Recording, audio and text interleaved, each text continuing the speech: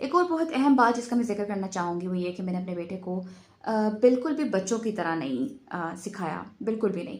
क्योंकि मुझे खुद हरूफ़ तहज्जी लिखना आता है, ख़त्ताती से मुझे काफ़ी हद तक मुझे उसकी पहचान है, तो मैं उसको बड़ों के तरीके से ही लेके चलती हूँ। मैंने कहीं पे उसको नहीं कहा कि आप बाल जो है वो इस तरह स्ट्रेट लाइन लगाएँ, फिर ऐसे करके स्टेपलर की पेन जैसी शक्ल बना के बाल लिखें या दाल भी इस तरह लिखें, नो।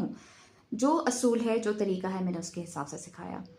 और मैं इस पे बहुत सख्ती भी करती हूँ कि नोकें नहीं बनानी। जिस तरह इसके स्कूल में मीम जो है वो एक ट्रायंगल की शक्ल बनाकर तो फिर मीम लिखवाया जाता था, तो मैंने कहा कि नहीं, मुझे ऐसा नहीं चाहिए, ये नहीं होता मीम।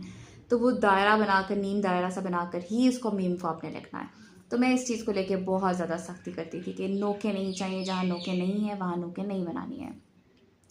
तो लिखने पे मैंने इसमें भी बहुत ज़्यादा सख्ती की। जब से मैं उसको हरूफ तहज्जी सिखा रही थी तब से लेकर आखिर तक, अब तक हम लोग इस चीज़ का बहुत ख्याल रखते हैं कि जो असूल है, जो तरीका है, कितने किंगरे बनाने हैं, फालतू किंगरे नहीं बनाने, कहीं किंगरा बनाने की ज़रूरत है या नहीं है, वो सब मैं उसको साथ साथ लेके चल रही होती हूँ।